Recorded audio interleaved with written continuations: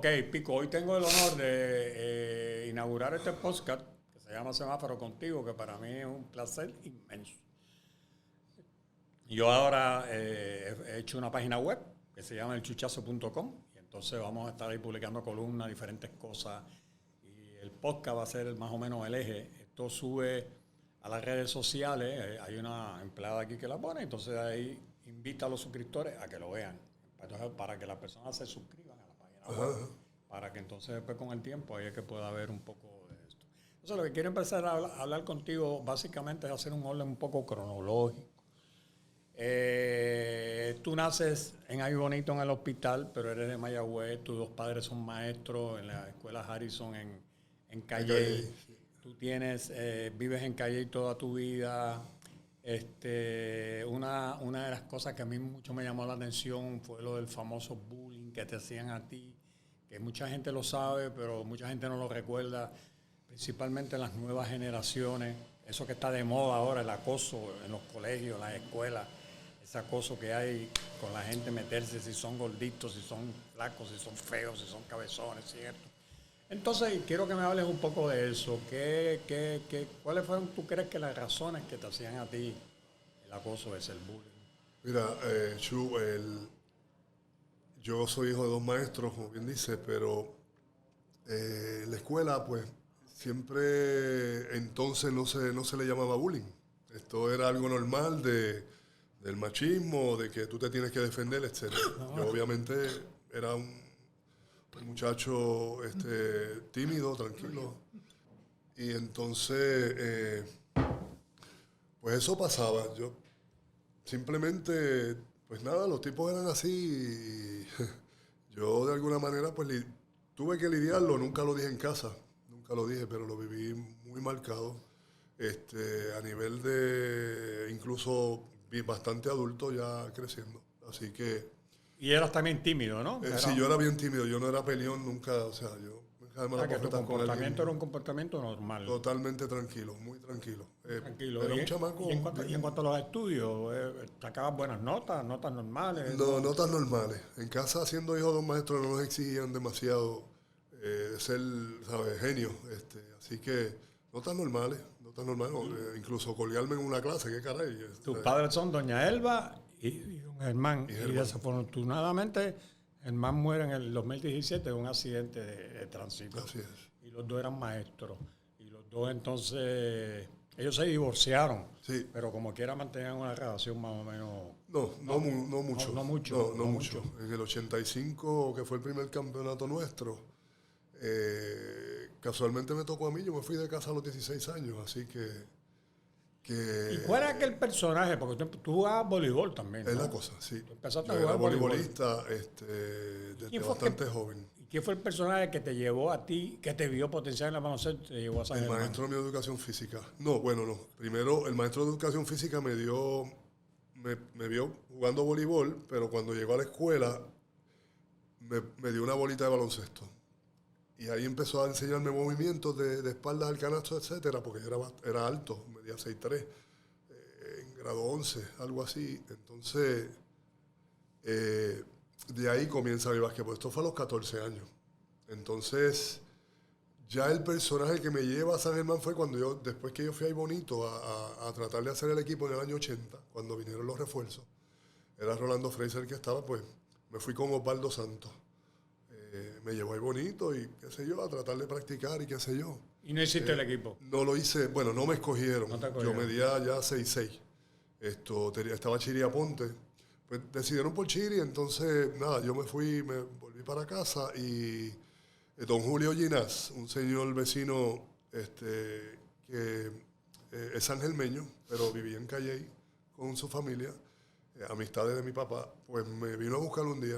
Vente que vamos para San Germán, que tú vas a ser el próximo centro de San Germán. Esto de cero. ¿Quién estaba dirigiendo San Germán en ese momento? Era Gurrin Antol Giorgi. Ok, y su tío era el dueño del equipo, que era Gino Antol Giorgi.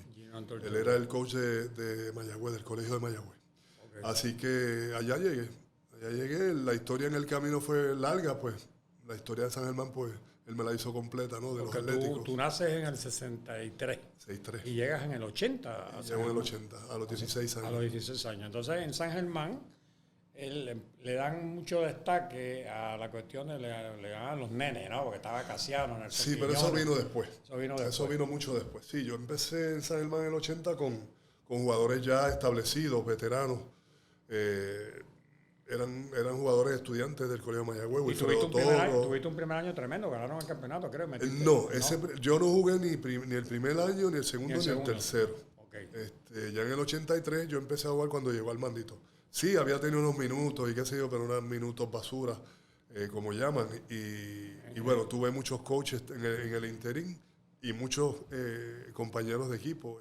Baristo Pérez, Miki Alvarado, Conejo Rosa, Conga Cepeda, Jorge Iván Pérez, Wilfredo Toro, como te ahí no habían llegado los nenes todavía de Casiano, no, los nenes llegaron después del 85, cuando ganamos el primer campeonato. Sí, Casiano llegó en ese año, en el 85. No, mentira, en el 85 no, Casiano llegó 2 años después.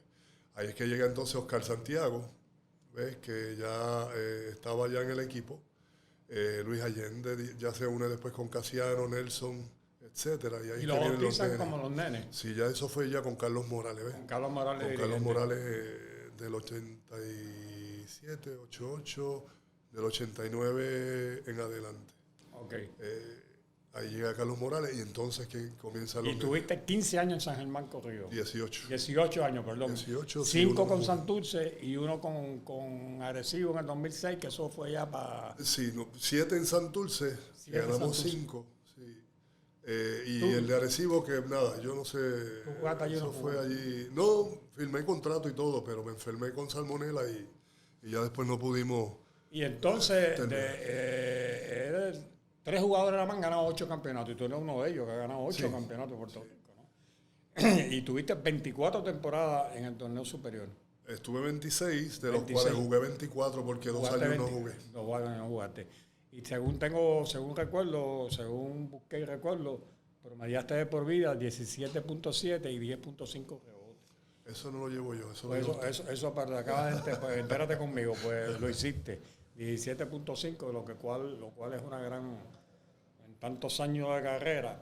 Entonces siempre se decía que el mejor refuerzo que había en Puerto Rico era Piculín Ortiz, porque aquí traía el refuerzo, pero entonces cuando tú tenías Santurce, ¿quién era mejor refuerzo que tú? Nadie.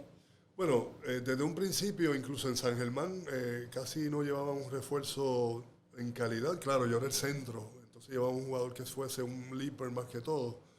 Pero sí, o sea, considero que casi toda mi carrera, todos los refuerzos que vinieron a Puerto Rico, pues digamos que se quedaron cortos, ¿verdad? Yo no digo en calidad porque vinieron muchos refuerzos muy buenos, pero, o sea, yo tampoco... Y el fuerte tuyo de un principio era jugar de espalda al canasto y tirar por la tabla.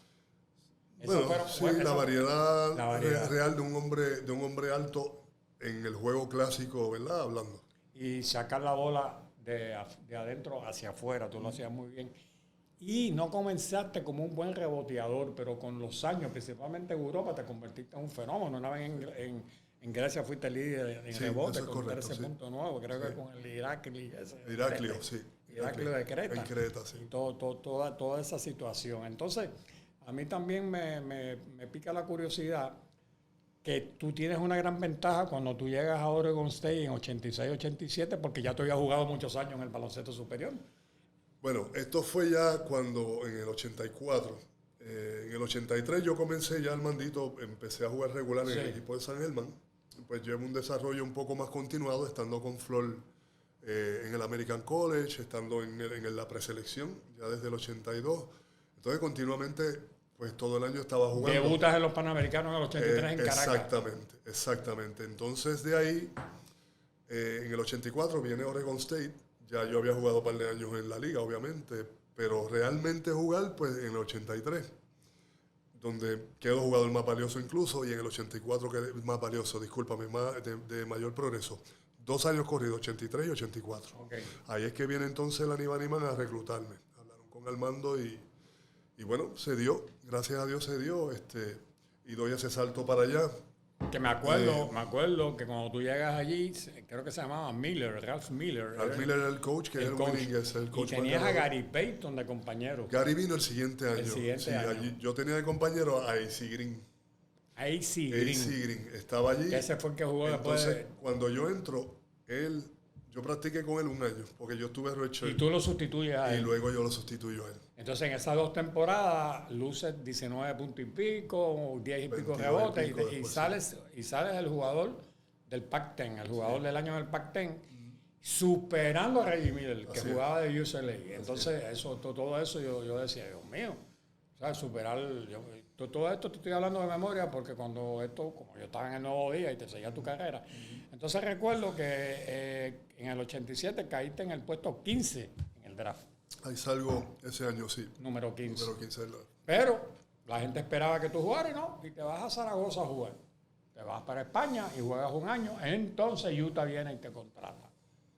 Sí, bueno, esa decisión de no jugar, primero el dinero no era bueno. De la manera que corre en los drafts, según tú caes en qué posición, pues tú te dejas llevar por el año anterior. El del año anterior se llevó un montón de dinero y cuando yo vi que no me daban... Ahora pagan mucho, ahora el 15 ahora es ridículo. Ahora es ridículo. Si en mi época hubiesen pagado, ya tú sabes. Pero no, yo me conformo con lo que hice, no tengo problema con eso, pero es muy ridículo ahora. De todas maneras, yo tomo esa decisión porque primero no estaba el dinero, pero segundo, si yo firmaba con Utah, yo no podía jugar en la Olimpiada. Esa fue la razón. Ahí entra el mando. Porque estaba todavía lo de profesional. Tuto no había cabildeado. Tuto cabildeó después para el 92. Para el 92. Pero ya eso estaba planchado. Me entero después. Ya estaba planchado, pero nada. Eso no había salido a la luz pública ni nada. Así que yo, queriendo seguir representando a Puerto Rico, me fui a Seúl. Y luego entonces es que me firma Zaragoza, que hago el contrato de Zaragoza. Que cuando eso no se llamaba CAI Zaragoza. Sí, era CAI. Sí, ya era CAI Zaragoza. Era CAI Zaragoza, sí. Okay. Entonces, pues hago el contrato de 4 años. Y al siguiente año, David Checketts, que era el gerente general de Utah, pues él quería que sí, que yo viniera a Utah. Y hicieron el cambio por Mel Turpin. Entonces, pues nada, regresé bueno, me fui a Utah. Tuviste 2 años. Y estuve ese año y medio, sí, allí. Año y medio. Hasta que vienen y te cortan. Jerry Sloan ya era el coach en propiedad, había sustituido a Frank Leiden y te cortan. Yo me fui. No te yo me cortaron. cansé, yo estaba bien frustrado. Okay.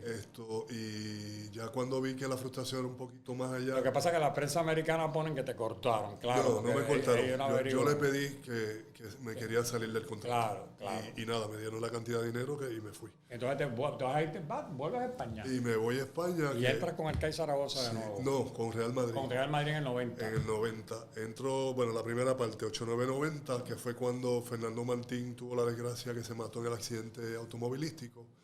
Y entonces, pues, que George Karl era el dirigente. Sí, George Karl era el dirigente. Que me dijiste que Wayne Bravender lo sustituyó, que era una de las leyendas de ese equipo, ¿no? Porque fue el segundo americano nacionalizado español. Es correcto. Siendo de Estados Unidos. Y ahí entonces cambias el Barcelona. Ese año, que fue el año del Mundial en Argentina, que quedamos cuarto, pues nada, yo había terminado el contrato de Real Madrid, lo cual no tuvieron ningún interés. Yo dije, pues está bien, me vine a jugar sin contrato. Ahí aparece Aito García Reneses y Bossi Dalmarkovich allá al Mundial. Y bueno, los números pues hablan por sí solos y de ahí es que aparece entonces la firma del contrato con el Barcelona por 2 años. Hablando del Mundial del 90, para mí Raymond Dalmau fue el dirigente. Y esto yo lo digo se lo digo en la cara a Raymond Dalmau. Me acuerdo que en el primer juego ustedes caen en el grupo de Santa Fe. Y en Santa Fe era un ídolo, Giorgi Torres, porque había jugado allí y había gustado mucho. Sí, entonces, Giorgi Torres Dalmau no lo ponía a empezar en el equipo. Y yo siempre recuerdo que Tuto le dijo a Dalmau, le dice, mira, en La Habana, creo que no fue lo que fue una competencia, un preolímpico o algo, ya tú no estabas a nivel de empezar, pero lo importante, acuérdate que no es empezar, es terminar. Entonces yo le dije, creo que era Flor Meléndez el coach, yo le dije, mira, empieza con Raymond, por respeto, pero seniority, y después déjalo. Pero Raymond no lo quiso hacer con Georgie Torres. Y hubo cierta rebeldía de Georgie Torres y Angelo se fue un poquito a favor de Georgie. Entonces yo estaba allí, entonces nosotros nos reuníamos con el que era ahí bonito, con el abogado que era pana de Tuto, el de los pollos picú. Sí, Julio Eduardo. Julio Eduardo, nos reuníamos siempre. Cuando aquello ya yo había dejado de beber, pero nos metíamos en un negocito siempre allí, los tragos, la cosa, conversar. Y estábamos viendo que algo estaba pasando interno en el equipo. El equipo le gana a Yugoslavia. Piculín. Fico metió aquel famoso canasto contra Angola, que se decían que ya había pasado el tiempo, pero cuando aquello no había reloj ni madre. No había mucha cámara. No había mucha cámara, y fue que pasamos entonces a Buenos Aires, al Luna Park, y ahí es que entonces el equipo empieza a ganar y le gana a todo el mundo, y todo el mundo dice, ¿pero qué es esto? Puerto Rico se va a convertir aquí en el equipo sorpresa, ¿no? Porque le está ganando a todo el mundo. Entonces viene el cuadro final de Rusia, Estados Unidos, nosotros y Yugoslavia.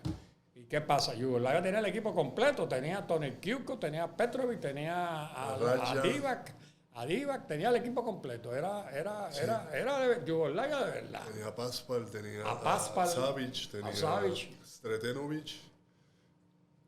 Y obviamente, ay Dios mío, que estaba en New Jersey, Petrovic, que ahí fue que, tú sabes que a mí me dio la casualidad porque yo me monto en el Hotel Sheraton, en el ascensor, y él está con unos maones, y después que ganan la medalla de oro, y entonces Bruni me dice, nene, ese muchacho juega baloncesto, que se juega baloncesto.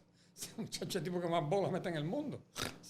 Era más trinco que el caray, pero metía bola como loco. Metía bola, que entonces después dio la casualidad que el hijo mío jugaba, para que todo lo que es la vida, las grandes ironías de la vida, mi hijo jugaba High School Latin, ganamos el campeonato en Puerto Rico y fuimos a Trenton, New Jersey, a jugar el campeonato nacional y llegamos segundo y perdimos con una escuela superior de Estados Unidos que dicen que es de las mejores que hay. Bueno, pero para hacerte el cuento corto, yo invité al equipo completo a ver un juego de los Nets contra Boston y estaba Petrovic en ese equipo. Y estaba el que murió de Boston.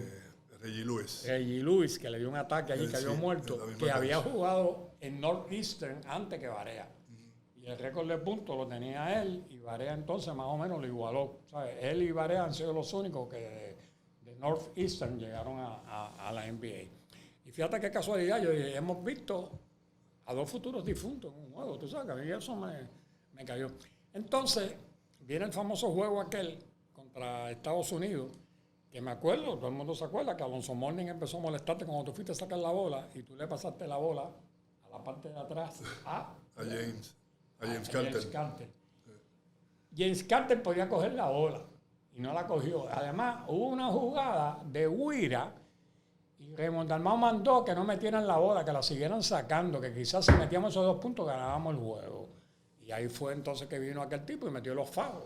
Prieto, aquel flaco, chiquito. Kenny Anderson metió la de eso y perdimos el juego. Entonces, Gomersky se había retirado y tenía a su asistente como dirigente. Sí, pero estaba allí. Pero fue el que escautió y el que dirigió el juego fue nosotros, seguro. Y entonces le dijo a Tuto, él era muy amigo de Tuto. Nosotros una vez aquí en un hotel compartimos bebiendo vodka esa que vivían ellos famosos. Esa gente se toma la vodka una copa y la tiran para atrás, tienen una costumbre. Entonces Gomersky, Tuto y yo estuvimos compartiendo y entonces Gomersky le dijo a Tuto, le dijo, te tengo leído, ustedes no me van a poder ganar a mí, y perdimos ese 4º lugar. Que eso hubiese sido algo, para mí ese equipo era algo grandioso, tú sabes. También recuerdo que en los Panamericanos, cuando tú debutaste en el 83, tú casi no jugabas, pero Julio Toro no quiso coger el juego para ir a México. Al centro básquet de México. ¿Te acuerdas que hubo un centro básquet en México y lo cogió Caco el equipo? Exactamente, eso fue en el 85. En el 85. Yo bajé de la universidad. De la universidad yo bajé de la universidad y ahí fue que debutó Mincy. Ahí debutó Mincy, estuvo Edgar, estuvo Pipo y estuve Y Edgar tiró el torneo de su vida. Sí, porque Edgar es mayor que yo por un año, pero Edgar empezó bien joven en Fajardo y ofensivamente era una máquina. Era una máquina y bravo jugando. Sí. Entonces Mincy, yo me acuerdo que cuando llega, el cubano aquel grandote de 7 pies nos estaba matando. Félix Rivera, Félix Morales. Félix Morales. Y vino entonces Mincy, lo palió y se acabó. Se acabó el juego. Jerón era un burro. Entonces ahí acabamos. Que me acuerdo que Jerón tenía un tatuaje que le habían hecho en la fraternidad. La capa. Sí, la capa, que después se la borró porque él no lo quería eso. Y él después le metió rayos láser, no sé qué cosa. Se sacó eso, ¿no? Entonces recuerdo, nunca se me olvida eso, porque Caco asumió una responsabilidad que Julio, y da la casualidad que Julio empieza en el baloncesto como asistente de Caco. Mira qué ironía. ¿Qué cosa? Eso casi nadie lo recuerda. Bueno, él estuvo, eso fue 8-5 en el 84, sí, en Brasil. En Brasil. Caco era Julio era el que estaba y Caco era el asistente. Y el asistente, tú sabes que después se cambiaron los papeles. Se cambiaron los papeles. Pero a mí me parece también que Julio tenía algún compromiso por la Patagonia o algo así para ir a dirigir. No recuerdo si se dio, pero yo sé que Julio no fue a México a ese viaje. No, pero Julio no fue. A mí Tuto siempre me dijo que no le gustaba el equipo. Decía que eso era un equipo muy flojo. Que había muchos jugadores jóvenes. Si no me equivoco, estaba Félix Rivera allí también. Sí, Félix Rivera, que le gustaba. Pero me acuerdo que dibujaba más bien que el diablo. Entonces, me acuerdo que entonces pasaba esa situación. Tú puedes decir que tú participaste en 5 Copas del Mundo y en 4 Olimpiadas. Obviamente, no clasificamos a la Olimpiada del 84 en Los Ángeles, ¿no? Esa fue cuando perdimos contra Tato López y Uruguay. Sí. Que Tato López nos mató con el chiquitito aquel, que había otro que metía bola. Con los peinados y uno bajito que era, sí, que era escolta, que metía bola. Ay, María, sí. El de pelito lacio. De pelito lacio. Entonces, ahí nos eliminaron. Entonces, no pudimos jugar, que hubiese sido tu 5ª Olimpiada. Bueno, pude haber ido a 6. Pudiste ir a 6, sí. A 6. Porque la del 2000 perdimos aquí con Canadá, que fue el desquite del 2004. Que fue el jugador de Steve Nash. Entonces tú vienes en el 2003, que dicen que fue tu mejor juego, que metiste 21 puntos, ese 10 asistencia, 10 rebotes y metiste 7 tapones, que ese fue el juego que todo el mundo dice, donde la consagración tuya, ¿no? Que estaba Steve Nash ahí y ustedes lo eliminaron, contando Nash en su apogeo. Y una pela le dimos. Le dieron una pela. Todo el juego. El juego, que eso fue el Coliseo estaba reventado. Bueno, entonces vamos a pasar un poco a la etapa tuya de, ¿tú consideras que tú jugaste mejor baloncesto en España o en Grecia? Yo creo que tuve mis altibajos. Los dos. Yo jugué, mira, para mí Zaragoza fue un aprendizaje, pero yo hice buenos números en Zaragoza. Pero sí, aprendí muchas cosas de Ranco Ceravica, que era el coach. Ese fue el que enseñó a Flor después en obras sanitarias. Muy famosísimo. Ese fue el que enseñó baloncesto en Argentina. Ese fue el que creó el estilo que tiene Argentina. Correcto. Que lo copiaron después. Es correcto. Renko Ceravica. Ese mismo. Muy famoso. Ranco en su país también, coach de la selección nacional. Así que allí aprendí muchas cosas, ¿verdad? Jugar un poquito más de frente al canasto. Ya después que vuelvo a Utah, pues ahí adquiero el sistema de entrenamiento, de preparación, gimnasio, etcétera. Y ahí empezaste entonces con más cuerpo, más músculo. Llego a Madrid y lo mismo. Jugué bastante bien. O sea, si miramos los números, no recuerdo, pero yo tengo esos números en algún lado. Y ya luego Barcelona, pues, fui mejor. Estaba Epifanio, que era la estrella del equipo. No, estaba el equipo, bueno, Solozábal, Epifanio, Andrés Jiménez, estaba Audinoris, que era el americano, Steve Trumbo. Audinoris, que era un fenómeno, el moreno ese. Sí, Steve Trumbo. Entonces, ese equipo lo ganaron el subcampeonato de Europa con ellos. No, exacto, nos ganó Yugoplástica, Kukoc y compañía. Y luego en la liga quedamos segundos también. En la liga. Y ganaste la Copa Korak con... Entonces, sí, a eso voy. De ahí, pues yo salgo, jugué en Málaga, jugué en Andorra también, que fueron buenos números también. Pero ya después en Grecia, pues ya estamos un jugador más maduro, ¿no? Y empezaste con el Larissa. Empecé en el Larissa, jugué como medio año, porque se le fue un americano, no sé, algo le pasó y nada, me invitaron y yo fui. Tuve muy buenos números también. Ya después hago el contrato de Iraklio en Creta. Y ahí termina líder en el rebote. Ahí quedé líder en el rebote y 13.9, yo lo busqué. Sí, y entonces ya hago el contrato en Aris por 2 años. Y Salónica fue tu culminación como mejor jugador. Ahí yo creo. Ahí en Salónica tú eres un ídolo, ganaron la Copa Cora. Ahí ganamos la Cora, que se le había negado toda la vida, teniendo los equipazos que tenían. Nick Galis jugó de ahí todo el tiempo. Así que ganamos en Turquía. Y ahí es que está la anécdota tuya y mía, que yo voy a correr el maratón de Grecia, que eran los 100 años, en el 1996. Entonces yo estoy en el hotel y una muchacha que hablaba español, que vendía revistas, souvenir, yo le había dicho que si jugaba por allí o algo el equipo tuyo, que me lo dijera. Y yo llego de la calle y me dice, ahora mismo el equipo está jugando y si cogen un taxi pueden llegar a tiempo. Entonces yo llego, pero no llego a tiempo. Ya ustedes estaban saludando al público, ustedes ganaron allí, entonces tú me encuentras a mí afuera y me saludas. Entonces tú me preguntas de qué yo voy a hacer y está el secretario de viaje. Entonces yo le digo, no, yo vengo mañana a correr, mañana yo corro el maratón de aquí. Y el tipo dijo, ¿el maratón de aquí? Eso es rompepiernas, eso va a ser imposible que usted lo termine. Entonces tú viniste y dijiste, él lo va a terminar. Bueno, entonces me dijiste que por qué yo no iba, que por qué si tú ganabas yo no iba a Salónica, un avión y me iba el martes porque ustedes jugaban un juego importante, creo que contra el PAOK. Es la cosa, la guerra. La guerra. Entonces yo agarro un avión, compro un pasaje con Bruni y me aparezco en Salónica y tú me recibes allí, me llevas a un hotel, yo me quedo en el hotel, esa noche te escapaste, fuimos a comer allá. Que tu hija, Negra, en ese momento tenía 3 años y le dijo a Bruni, llévame para casa porque no se acostumbraba. Nunca me cogió miedo un poquito al griego, pero ya después se acostumbró. Entonces yo recuerdo que allí hasta hacían hogueras y todo, aquello era un salvajismo. Sí. Y tú tuviste un juego muy destacado. Sí. Ese juego que yo fui, tú te destacaste. Me acuerdo que estaban en guerra Serbia y Croacia, y por allí pasó un avión de aquello. Yo decía, Dios mío, aquí iba a haber una... Entonces, era una ciudad muy hostil con los extranjeros. Allí nadie hablaba inglés. Aquello era un lío. Yo trataba de hablar con la gente y la gente como que era Oscar. Sí, más al norte, si no se habla tanto el inglés. Y de ahí es Alejandro el Magno. Es la cosa. Ahí fue porque nació. Eso era el antiguo... cuando era pues la parte con Turquía, que estuvieron bajo el dominio de Turquía por 300 años, por eso es que se odian. Eso era Constantinopla. Y ese era el Alejandro. Y de ahí viene después que se convierte en Estambul. Constantinopla, que viene cuando se separan, pues se convierte en Estambul. Y bueno, es que Grecia sufrió mucho con Turquía. Ok, vamos a entrar ahora. Estamos haciendo unos feedback de momento y de momento cambiamos rápido así de tercio y vamos a hablar un poco ahora de la etapa tuya familiar. Tú vienes en el 2003 y coges Patria. En el restaurante. En el 2000. En el 2000. Y no te empieza a ir bien porque tú prácticamente, como estabas jugando, tú casi no podías atender.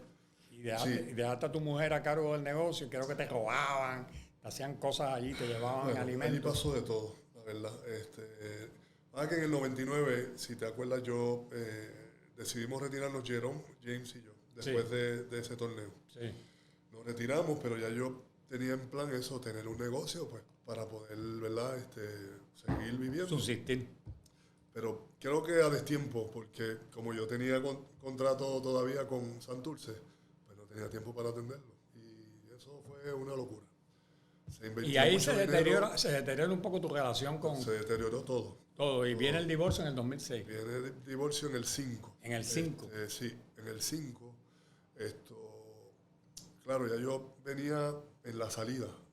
Venía en la salida de todos lados. El negocio se fue a pique. El matrimonio se está yendo a pique. Y bueno, yo saliendo también ¿verdad? De los 26 años de carrera. Se te junta todo a la misma vez. Sí, se juntó todo y lamentablemente. Pues. Y una vez cuando yo estaba preparando tu biografía, estuvimos averiguando y tú llegaste a ganar en tu carrera aproximadamente como $15 millones. Un poquito más. Y nunca tuviste problema con el IRS. Tú pagaste todos tus impuestos. O sea, que tú nunca Yo tuviste nunca pedí dinero cash, yo nunca, a ningún equipo. aquí. No.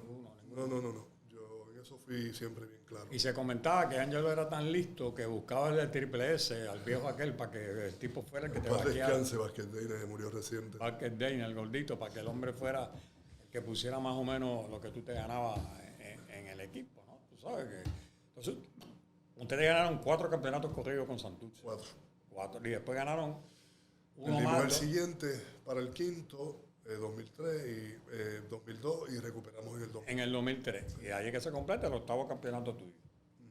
Entonces, viene la situación anómala del 2011, que es que tiene el problema de la droga, de posesión de droga. Y entonces te acusan, te celebran juicio. Consuelo Cerezo, la esposa de Benny Frankie Cerezo, fue la jueza. Ella, acá entre tú y yo, ahí hubo mucho cabildeo de Tuto habló mucho con ella para, tú sabes, que te protegieran un poco. Entonces ella vio tu historial y saben que eso pudo haber sido un error, una cosa que tú no eras, que te dedicabas a eso. Y entonces creo que te pusieron un proceso de rehabilitación o algo, ¿no? Sí, enseguida. Sí. Y entonces ahí fuiste a la cárcel federal. Ahí estuve 9 meses, le doy positivo y entonces me voy a la cárcel. A la cárcel federal. Entonces ya tú conoces a Silvia. Sí, yo estaba con Silvia. Ya tú estabas con Silvia. Entonces yo recuerdo que yo fui 3 o 4 veces a verte. Yo me acuerdo que tú estabas sentado aquí, otro asiento aquí, Silvia y yo nos sentábamos aquí, había una máquina de sándwiches, ella te compraba un sándwich. Y me acuerdo que tú me contaste una anécdota una vez de que tú tenías unos problemas en los pies y entonces tú pediste que te llevaran unos tenis especiales y el alcalde dijo que no. Y tú me señalaste un tipo a la derecha, tú me dijiste, tú vas a aquel gordito que está allí, es el tipo que más manda aquí. Y el tipo te mandó a buscar los tenis, los zapatos. No, eran las plantillas. Las plantillas. Porque, sí, de pie no era plano. que yo estaba todo el tiempo parado, sí, de pie, pero pues necesitaba la plantilla porque el dolor... Y aquel era el caballote allí, aquel dijo, hay que comprarle a Piculín. Y sí, bueno, cambiaron varias cosas, también las camas las cambiaron, yo les pedí que me hicieran una cama especial y la hicieron. Luego, cuando vuelvo y entro después, habían cambiado la cama a todo el mundo. La cama dura.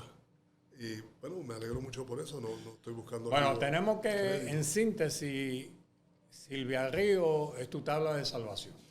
Bueno, sí, en parte Silvia, yo le pedí... ¿Tú la llegaste a conocer antes a ella? Sí, Silvia es de Calle. Silvia era vecina de mi tío. Y entonces... Pero no tuvieron ninguna relación amorosa ni nada, no, nunca. Nunca. Eso fue después. Así que cuando mi tío muere, yo la veo en la funeraria. Y yo le preguntaba a mi mamá, pero la conozco, pero no me acuerdo. Cuando me dijo ya Milagrito, pues me acordé. Y tuvimos la oportunidad de hablar un rato después que enterramos a mi tío. Y nada, y después de ahí, pues, es historia. Eso era un proceso bien malo. Cuando yo fui con ella 2 o 3 veces a esa cárcel, eso era, te pasaban por un sedazo, sí. Te interrogaban, te chequeaban, te carteaban. Y tenías también policías que eran bien abusadores. Sí, bien abusadores. Entonces, pero era la casualidad que había una de las que trabajaba allí, había trabajado en la clínica de medicina deportiva y me conocía. Y un día me dijo, ¿qué tú haces aquí? Y yo vengo a ver a Piculín. Ay, ¿verdad que Piculín está aquí? Y ella conmigo, cuando mostró, se dieron cuenta los guardias que ella me conocía, pues ya empezaron a tratarme más bien las próximas veces que fui. A mí me daba mucha pena cuando nos íbamos, porque yo veía las lágrimas de los niños llorando por los padres. Ese es el negocio de ellos. De las cárceles. Hacértela difícil para que te duela. Para que te duela. Y entonces yo veía aquello, yo salí de allí destruido. Yo decía, Dios mío, ¿qué cosas están pasando aquí? Sí, es tipo más o menos psicología de enseñanza, de que mira, si vuelves a delinquir, pues esto te va a pasar. Tus hijos se van y tú vas a estar acá encerrado. ¿Tienen algo de...? Hay una pregunta que me viene a la mente ahora. Sabiendo tú tanto de baloncesto, con tanta experiencia, ¿por qué a ti no te ha dado por ser coach, entrenador? Bueno, esas fueron las ofertas que hubo entonces en mi retiro, pero no se concretó ninguna. Entiendo que quizás por parte mía, pues yo no hice ninguna gestión. Approach, ninguna gestión. Pero te sientes capacitado, ¿no? Bueno, capacitado estoy, pero la realidad es que no quiero hacerlo. ¿No te gusta? No. 26 años fueron suficientes para estar cogiendo gritos, insultos y de todo, ¿sabes? Entonces ya el bullying que había recibido, el bullying mío no terminó en el high school.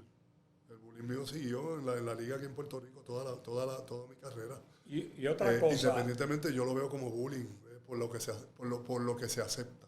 Ok, y después del percance del 2011, ¿tú viste algún cambio en la calle, en la fanaticada? ¿Tú notabas que te miraban mal o tú crees que te perdonaron? ¿Cómo tú ves? Siempre hubo los crueles, como hubo también la gente que ha sido muy, muy amable y digamos muy entendedora, muy solidaria. Que vieron que fue un error tuyo. Claro, claro, sí. ¿Sabes? Que ahí no hubo lo que se llama... Hay de todo, tú sabes cómo es la sociedad, Chuy, yo no voy a juzgar a nadie, pero también tienen que mirar, no mire, ¿verdad?, la paja del ojo ajeno cuando en tu casa también puedas tener... Dicen que hay una viga, no mire la paja ajena cuando tú tienes una viga en el tuyo. Seguro. Hay una cosa, ¿tú te acuerdas de aquella época que mucha gente eso no lo va a recordar? Que tú económicamente no estabas bien y tú pescabas carrucho. Sí, señor. Y yo me acordé de eso. Tú pescabas carrucho y lo traías. Yo vendía carrucho, langosta y pescado, sí. Y venías a venderlo a piñones, a los restaurantes. Sí. Y yo no sabía, fíjate, yo desconocía que el carrucho hay que cogerlo abajo. Sí, es el fondo. En el fondo, yo no sabía eso. El carrucho no lo coges, muy raro el que cojas en Yo llano. pensé que lo cogían en llano. El carrucho crece muy rápido en fondo, en los bancos de arena del fondo. ¿Y qué tú haces ahora en La Parguera? ¿Tú tienes una residencia allí? ¿Tú vives allí? Sí, yo vivo allá, sí. Entonces tú te vienes con Silvio los weekends, el domingo me imagino. Al revés, el weekend mío es lunes a miércoles. De lunes a miércoles. Ella va el viernes a domingo. Ella va de viernes a domingo a ayudarte. Sí. Bueno, sí. En parte ayudarme, pero sí. Sí, está allí Y contigo. estar con uno, ¿no? Y yo pues vengo los lunes, estoy acá. Pues eso es días libres, o sea, lunes y martes. Lunes y martes, entonces descanso, sí. Sí, porque la pizzería lunes y martes no debe tener. No, realmente hasta ahora yo no entiendo que no hace falta. La Parguera es más turístico. Con esto de la pandemia y los temblores, pues ha bajado mucho más, pero ya está empezando. Está vendiendo el cargado. Sí, no, pero ya está empezando, gracias a Dios, a moverse. Incluso toda la Parguera está mejorando mucho. Ha habido, vamos a ponerlo de esta forma. ¿Qué jugador en Puerto Rico te dio a ti más problemas para poderle anotar, para poderte lucir contra él? ¿Problema? Si hay alguno, ninguno. No creo. Bueno, sí. Mario Border, digamos, que te maceteaba. Era el único que era más, que castigaba más. Que te pegaba. Sí, no tenía otra opción. Ese no tenía otra opción. Por eso no tenía otra opción. Pero como quiera yo seguía haciendo lo mío, ¿no? ¿Y en España y en Grecia? No creo. No creo. Yo creo que yo hice mis puntos y mis juegos. Pude haber tenido juegos malos, eso sí, pero quizás también hay que achacárselo a la defensa, ¿no? Hay que darle crédito. Sí, porque lo demás, la defensa colectiva o la defensa de uno contra uno. O doblarte o algo. Exacto. Los demás coaches se daban cuenta de cuáles eran tus fortalezas y trataban de limitarte en tus fortalezas. Es la cosa. Ahora tú te consideras, a mí me ha extrañado mucho, aunque a ti te han invitado a los sorteos de eventos importantes de FIBA, tú has ido allí invitado, ¿no? Sí. Entonces, yo siempre te he visto como que tú podías ser un embajador de FIBA, como era el señor trigueño de una isla, de un país africano, que lo nombraron embajador. Ah, sí. ¿Cómo es que se llama? ¿Tú lo El conoces? que era de Vigo. Sí. Se nos olvidó el nombre, bueno, pero un gran jugador. Un gran jugador. Anicet Labodrama. Labodrama, ese mismo. Anicet Labodrama. Yo pensé que tú te ibas a convertir en un Anicet Lobodrama. Y no, fíjate, no, parece que no te han hecho de la Bueno, era el plan de ahora de Carlos Alves, ese era el plan. Claro, yo estaba más bien haciendo eventos, en principio. Tú estabas ayudando a Javier, ¿no? Sí, yo trabajaba en el departamento de montar los eventos. Así que... Y ahí no quedó nadie, creo que hasta el nieto de Tuto lo limpiaron. Sí. Y a William lo sacaron. También, a todo Aníbal. el mundo. Sí, se fue todo el mundo. Todo el mundo. Sí. A Manolito creo que lo que tenían para abrir la oficina, para afuera todo el mundo. Manolito no sé. No, Manolito lo tienen para abrir la oficina porque no lo han vendido. Creo que iban a vender el edificio. Ya la compró la federación. Lo compró la federación. Sí, la federación está ahí.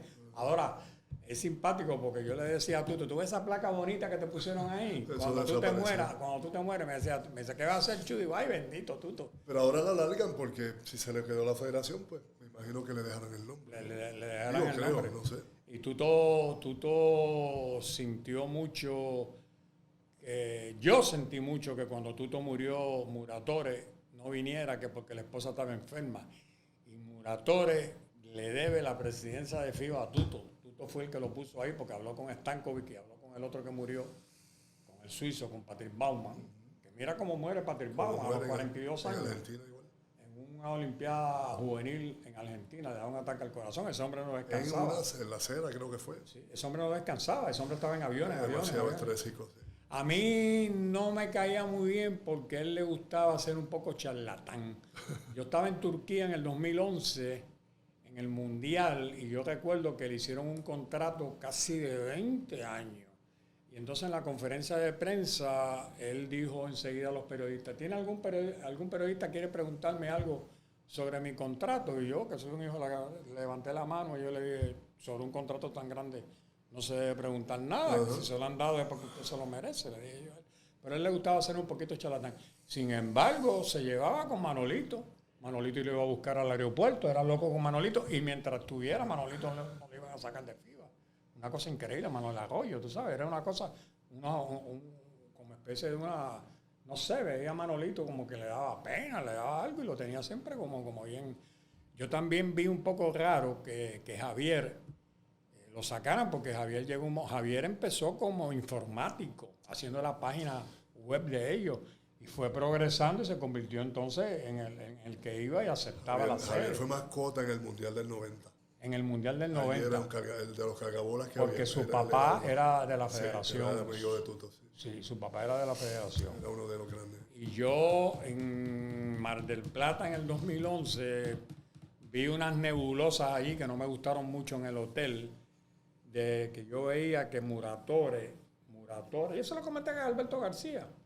Yo decía, oye, Muratore está bregando solo él con los abonos. Y yo decía, un tipo como Muratore, presidente de la Confederación de Argentina de baloncesto, bregando con los abonos. Entonces la hermana de Javier era la que cogía los abonos y se los daba a la gente. No te estoy diciendo con esto que hubiese algo sospechoso, pero me estaba raro que esa labor la estuviera haciendo el presidente de la Confederación. A lo mejor, ¿qué pasaba? Que podía regalar unos abonos a los comerciantes, a los auspiciadores. Yo no sé, pero eso me estuvo un poco raro. Y acuérdate que allí hubo un tipo que lo votaron, que hizo una agencia de pasajes con su suegro, y todos los pasajes que se compraban en FIBA lo compraban a través de eso. Miguel Gargiulo. ¿Te acuerdas? Entonces ahí tuvo algo raro y Alberto le compraba aquí los pasajes a Barón Travel, que Barón era el que vendía todos los pasajes a FIBA y dejaron de comprárselo a FIBA. Sí. Y eso fue una cosa que tuvo un poco nebulosa. Me ha gustado de Alberto, que yo pensé que a la esposa no le gustaba mucho Puerto Rico y Alberto se ha quedado viviendo aquí. Muy agradecido. Sí, muy agradecido a Puerto Rico y está trabajando con el equipo, con Morozó en el equipo de Arecibo.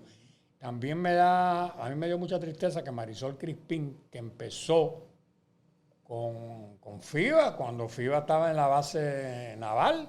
Cuando estaba, no, antes de la naval. Bueno, ya empezó en la naval. Y después pasaron al Coliseo. Y Huayca. En el pasillito aquel y Huayca era la que dirigía aquello, porque tú te ibas a jugar dominó. Sí. La secretaria general era Huayca. Sí, y entonces Huayca viene y muere. Entonces Marisol se queda a cargo de hacer la pagaduría en FIBA, era la que pagaba. No, María era la asistente de Alberto. De Alberto, porque yo le hacía unos trabajos, unas revistas especiales a ella. Yo le hice a FIBA una revista que se llamaba FIBA Basket, que se repartía en el mundo entero, se la repartían en todas las de eso, pero salía muy costosa. Y entonces Alberto me dijo, mira, yo no puedo seguir haciendo esto porque sale muy caro. Y yo, no hay ningún problema, Alberto, no hay ninguna. Y me inventé aquella revistita que se regalaba en los torneos, que se llamaba, ¿cómo yo le puse de nombre a aquello? Bueno. Info. No era de info, era una revista que se regalaba en los torneos. Y en de los equipos, de los rosters de los equipos. Con el roster y con información de cada jugador. De cada jugador y lo que pasaba, todos los resultados anteriores con el box score, entonces la gente la recibía. Sí. Entonces, esa revista yo me la comí, en la NBA se quedó impresionada porque en el 2007, en Las Vegas, yo la hice en inglés y en español. Yo la vi, sí, yo estaba allí. En español, tú estabas allí, en inglés y en español. Entonces, la gente de la NBA me vino a ver y me dice, ¿cómo es posible que usted pueda hacer eso? Y yo le digo, miren, este concepto es mío. Si ustedes lo quieren, yo le firmo un papel y le permito a la NBA que lo haga porque esto le gusta mucho al fanático. Claro. Porque lo que el fanático espera el juego va a tener información valiosa. ¿Sabes eso mucho en el NCAA? En la NCAA lo hacen. Y yo le digo, pues esto entonces lo pueden hacer ustedes. Y me dijeron que sí, que les gustaba la idea, pero después no lo hicieron. Entonces yo recuerdo que yo trabajaba tantas horas, 16, 18 horas diarias, que yo mismo alquilé una guagua para poder llevar a la gente a trabajar, porque nos metíamos en la cancha allí, eran 4 o 6 guaguas todos los días. Hasta de madrugada llegábamos al hotel y para poder terminar la trapo revistita esa. Y entonces me dolió mucho que cogieron a Alejandro Pérez, que es argentino, y le dieron la revista sin pedirme permiso. Entonces Alejandro Pérez me ve en Venezuela en un torneo, parece que le dio un poco de picocito y me llamó para entrevistarme para el canal de FIBA y me entrevistó. Y cuando acabamos la entrevista me dijo, Chu, tú perdona que yo no te dijera nada, pero FIBA me ofreció esto y una manera de yo ganarme un dinero. Y yo, no, si yo no estoy molesto contigo, yo estoy molesto con FIBA América, porque FIBA, si yo me invento este producto, por lo menos tenía que tener la delicadeza de decirle, Chu, a ti no te importa que otra persona lo haga. Al contrario, yo le dije, y cualquier cosa que tú necesites, porque el concepto era mío. De hecho, una vez yo con Javier tuve una bronca allí en el Coliseo, porque estoy haciendo la revista, y él vino a decirme que por qué no quitaba una foto. Y yo le dije, mira, Javier, lo tuyo no es el periodismo, lo tuyo es esto. Tú dedícate a lo tuyo, que yo me dedico a lo mío. Y si me sigue fastidiando, me levanto ahora mismo, no te hago más la revista y me voy. Ok. Yo te hablé ahorita allí cuando le conté a Tati la facilidad tuya para el idioma y tú me dijiste que a ti te gusta adaptarte a la cultura del país. Sí, yo considero que así conocí cuando uno va a Europa, no es fácil ir a vivir tú de afuera. No suelen ser... ¿A ti se te pegaba el acento español? Sí, eso se pega, eso es normal. Ya después uno se acostumbra. Pero sin embargo, yo me pasaba leyendo, enriqueciendo mi vocabulario. Porque esto me lo dijo mi tío, el hermano de mi papá, hace años.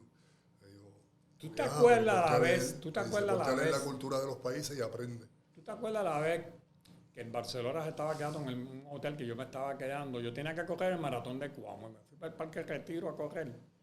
Estábamos en la calle Goya, esquina... Estábamos en la Plaza Colón. La Plaza Colón. Entonces, yo salgo a correr, hace un frío que pelado. Yo dije, yo no sigo corriendo aquí. Regreso y digo, déjame llevarle un cafecito expreso doble a Bruni a la cama.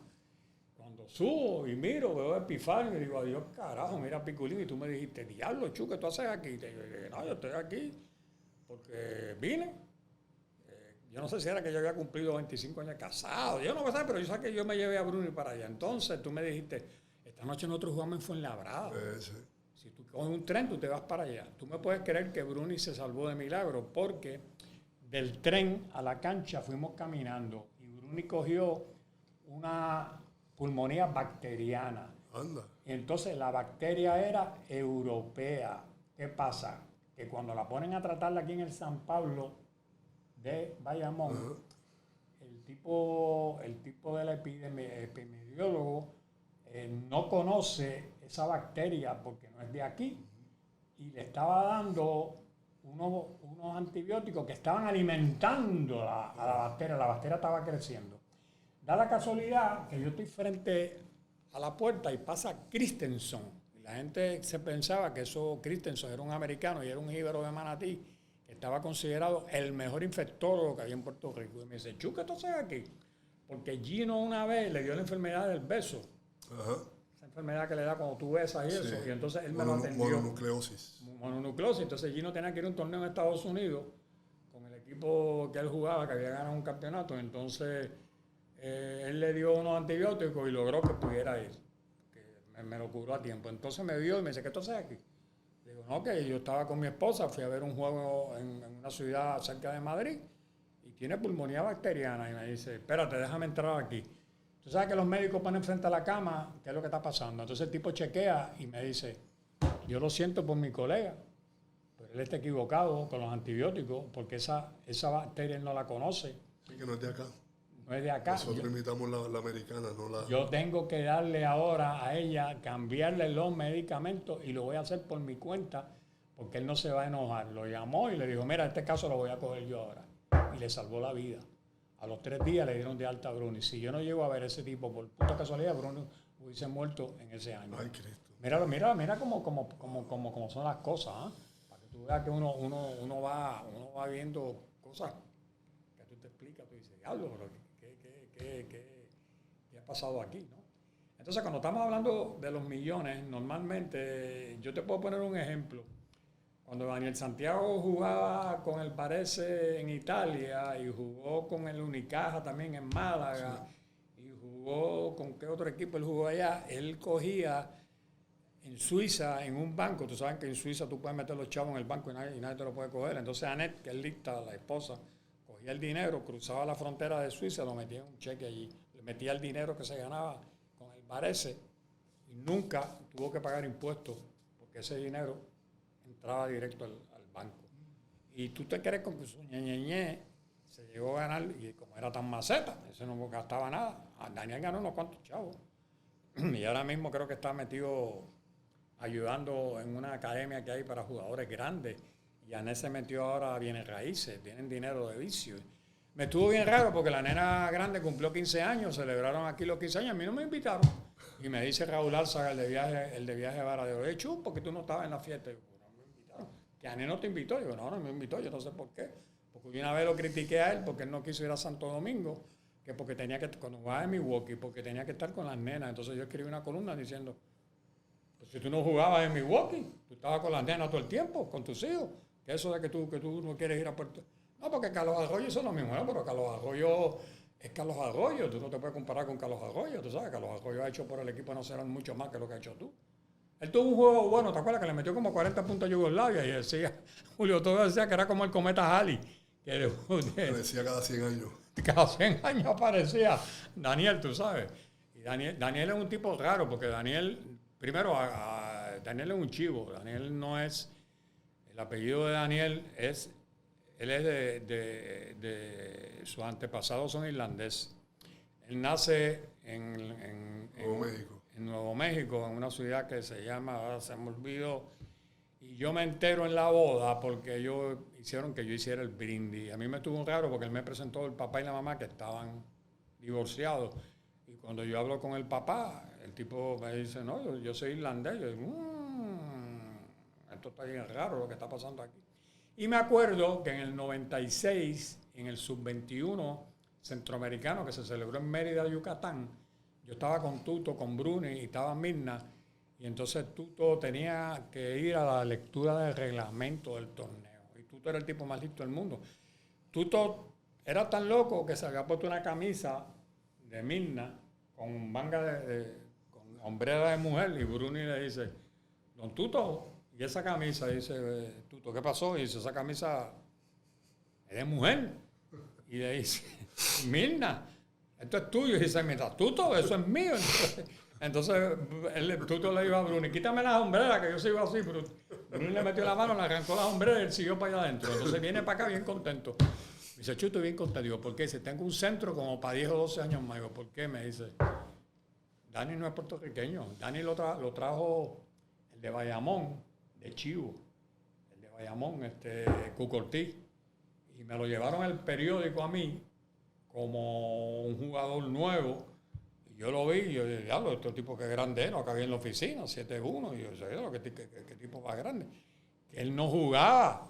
En la NCAA él era cheerleader. Él no participó en la NCAA. Entonces, después, el chamaco que era aquel que brincaba mucho, que era de Cuamo. Pipoca no. ¿Quién? Pipoca no, Dean Bolhers. No, Dean Bolhers metía la bola. El que brincaba mucho, que estuvo en la selección sub-21, jugaba una división 2 y lo metieron en el equipo. ¿Carlos Escalera? No. El blanquito, que brincaba muchísimo, que estuvo en el sub-21. Fernando Ortiz. Se lo llevó al college que él estudiaba en la división 2 y fue jugador más valioso. Sí. Y ahí es que él llama la atención, empieza a llamar la atención, entonces viene en el NBA Phoenix y lo firma. Y después entonces lo firma Milwaukee, jugó como 4 años. Y si tú te pones a buscar en Basketball Reference, se ganó como 4 o 5 millones de pesos en lo poco que jugó.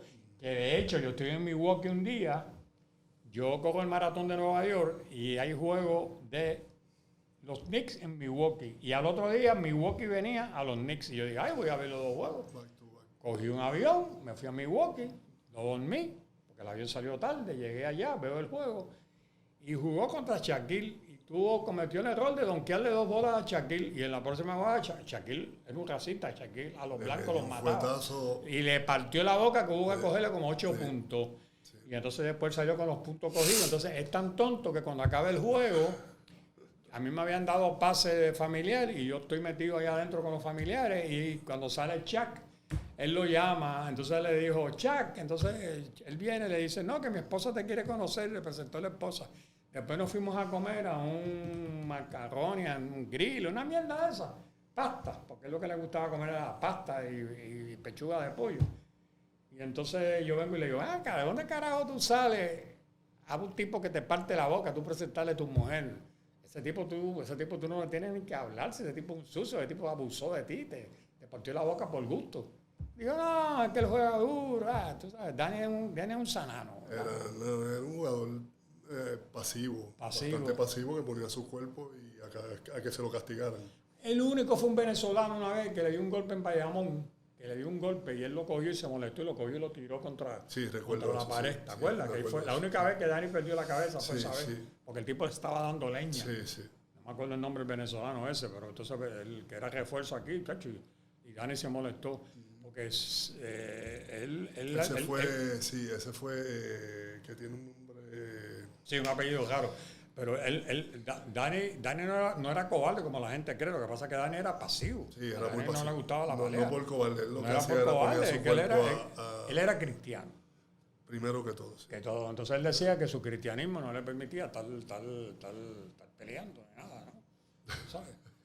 Ok, entonces esta última transición tuya, ¿dónde tú te ves ahora en un futuro? ¿Tú te ves haciendo lo mismo? ¿Dónde veremos a Piculín, digamos? Estamos en el 2021, en el 2025, 2030. ¿Tú te ves visualizándote en otra cosa, en otro negocio, en otra cosa? No. Yo simplemente en mi negocio y retirado. Y retirado. Punto, sí. Cuando llegue a los 62 años, seguro social. Sí. Tranquilito. Y tranquilito. Si hay negocio, y Silvia le queda poco. Silvia lleva unos cuantos años ya en COVID, Silvia ¿no? Silvia lleva 30 años, 31. Que ya se puede jubilar. Le va a tocar hasta los 60 y pico. Ah, sí, ahí no hay pensión para los empleados. Debe haberla, pero como quiera, le va a tocar, a menos que coja una... ¿Y ella es menor que tú? Ella es menor, sí. Ella es menor, 2 años. 2 años, usted, 54 o 55. Silvia tiene 53. Y tú tienes 57. Sí, 4 años mayor. Tú sabes que tú eres 4 años mayor. Sí, 6'3" y ella 6'7", exactamente. Bueno, y háblame ya de tu hija. Tu hija cuando comenzó a jugar voleibol, la gente decía, es muchacha grande, pero no le daba fuego a la bola, se fue a jugar para la Universidad de Colorado, empezó a progresar. Ya está en la selección, está en la rotación, ya juega. Ya es una jugadora establecida en la selección. Sí, Neira fue un comienzo igual que el mío. Un comienzo lento y muy tranquilo. Tenía la estatura, pero no tenía la coordinación. O sea, esto es cuestión de trabajo. Y tiene las mismas piernas tuyas. Es idéntica, el mismo cuerpo mío. Lo único que, como yo le dije a ella, tú vas a lograr tus cosas tú.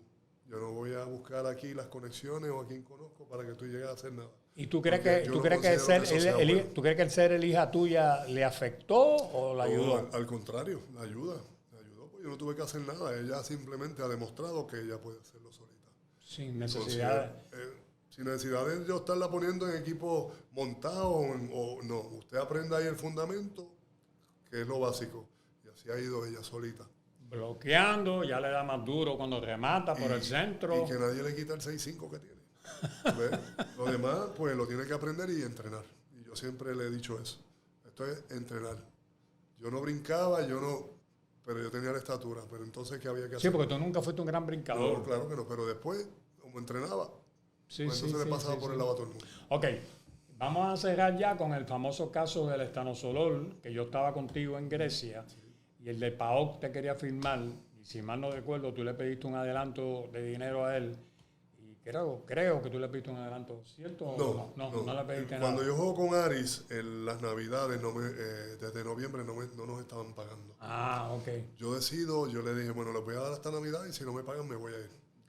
¿Y te fuiste con el competidor? Me fui. En ese interín, pues, ya PAOK estaba interesado en mí, porque yo terminaba el contrato con Aris. en ese año iba a ser pues el Mundial del 98. Cuando yo hago el contrato con Aris, con PAOK, vamos al Mundial. PAOK es de Salónica también. Sí, esos son los archirrivales. Archirrivales, sí. Que fue el juego que te invité aquella vez. Sí. Pues entonces, yo hago ese contrato con PAOK y Aris se molestó. Entonces ahí es que vienen los desquites. En Grecia todo el mundo tiene sus conexiones por cualquier lado. Allá se metieron allí al hacerme una prueba, porque la prueba no fue de FIBA.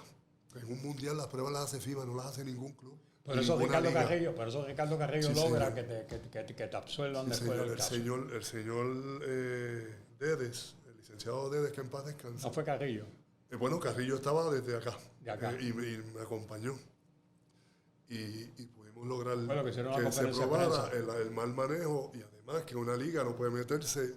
Y tú fuiste el chivo expiatorio, tú fuiste el primero que cogieron en esa cosa, creo. Dicen eso. Dicen eso. Sí, solo dicen. Ahora, tú sabías que allí había mucha gente que se estaba apoyando. Pues bendito, por favor. Yo ¿cuántos años yo no estuve en desventaja con todo el mundo? Sí. Vamos a ser claros. Sí. Seamos claros. Sí. Los rusos, ¿quién inventó la...? O sea, no, seamos claros.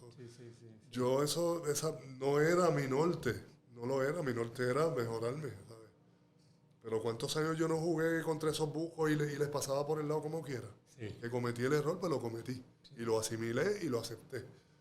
Pero ¿me entiendes? O sea, no tapemos el cielo con la mano. NBA no tiene ningún reglamento en cuanto a eso. La marihuana a mí, el tipo que dicen que más marihuana fue más Jordan.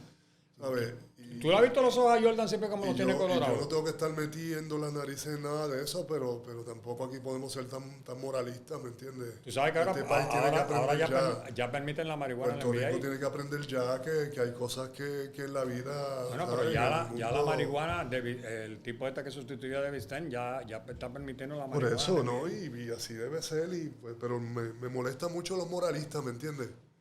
Médicos que saben que los anabólicos los usa la propia medicina, entonces ¿para qué carajo lo hacen? Te voy a contar una historia ahora. ¿Para qué lo fabrican? ¿Cómo se llama el de Quebradilla? El chiquitín que mete mucha bola, que una vez metió un juego de esos juvenil como 80 puntos.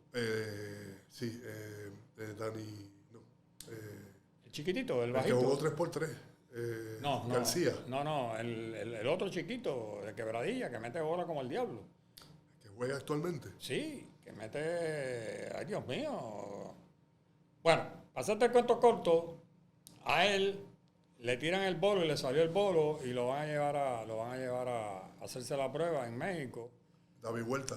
No es David Vuelta, creo yo que está con Quebradilla. Juega de dos, que mete bola, que en un mundial juvenil metió como 70 puntos, que se creía que iban a ser un fenómeno. Bueno, un amigo mío, el doctor, que se llama, ay Dios mío, ¿cómo se llama él? El famoso doctor que está en la selección, cuando Molinari no va él. Sí. Que yo lo metí a él en el 2001 en Neuquén, cuando nos aparecimos allá, yo lo metí a él allí, me lo llevé y hablé con Tuto. Santiago. Tuto lo metió, no, él se llama, te digo ahora, sí, es mi médico, uno de mis médicos. Bueno, le tocó llevarlo a él y le pregunta, mira, yo tengo que por protocolo preguntarte, te van a hacer la prueba de marihuana. ¿Tú has fumado marihuana últimamente? Y dice, acabo de fumar ahora mismo. Dice, ¿cómo que tú acabas de fumar ahora mismo? Dice, yo fumo todos los días. ¿Tú fumas todos los días marihuana? Dice, sí, pero que eso tarda en salir del cuerpo. Dice, yo fumo todos los días, yo no tengo ningún problema. ¿Qué me van a hacer? Lo que sea. Y Tuto metió la cuchara. Y Tuto habló por allá, hizo un paripé para que el tipo no le hicieran la prueba. Y entonces, pero lo que pasa es que el doctor Carlos Benítez, se llama el doctor. Carlos Benítez se quedó, me dice, yo nunca en mi vida había visto un tipo tan descarado, como lo dijera así, que era el caso también de aquel zurdo que tuvo en la selección, que dio positivo en la NCAA, dio positivo en Italia, dio positivo aquí, dio positivo marihuana en todos lados. El zurdo aquel que metía la bola, que jugaba de escolta también, que jugaba de dos, era buen jugador. Estuvo en la selección, no era una estrella en la selección, pero jugaba, estaba en la rotación. Igual, ese también dio positivo en cuantas ligas jugó. Entonces, eso son cosas inevitables. Wes Correa, yo me acuerdo que Mimi fue novio de Wes Correa y Wes Correa le confesó a Mimi que se metía no sé cuántos miles de pesos. Miguelito Mercado me decía, mira, ese tipo no llevaba a la escuela ni al nene. Se levantaba a las 3 de la tarde, tú sabes. Aquel Raymond de Jesús, que era un chivo, que jugaba, que era tremendo jugador, ese tipo era americano, ese tipo no era de aquí. Ese tipo era alcohólico. Ese tipo yo llegaba a jugar en Atillo, en la liga puertorriqueña. Se había metido 1 litro. Y entonces Miguelito le decía, Miguelito, ¿sabes cuál era Miguelito? Miguelito decía, hazme un favor, tómate 6 o 7 cervezas, te venía a jugar, pero no te metas 1 litro. Porque tú me estás jugando a fumado aquí, dice, pero te estoy metiendo la bola. Dice, sí, pues. Entonces, ¿qué tú quieres que haga? Tú sabes. Y yo he visto cosas aquí increíbles, ¿sabes? Que tú dices, pero ¿qué está pasando aquí? Pero, como las hay aquí, chulas hay en distintas ligas también. Sí, yo lo sé. Eso no es aquí nada más. Eso yo lo sé, eso es un mal. No cerremos a solamente pensar lo de aquí, como te digo. A ver, muchas cosas más pasan allende a los mares que en esta isla. O sea, y bueno, pasan más cosas en Estados Unidos para que es tan grande que se pierde la noticia. Aquí, como somos tan pequeños, la noticia es más grande que el propio país. Oye, ¿cómo está tu mamá de salud? Bien chévere. Sí, gracias a Dios. Ya tiene 80 y algo, ¿no? Acaba de cumplir la semana pasada, 87.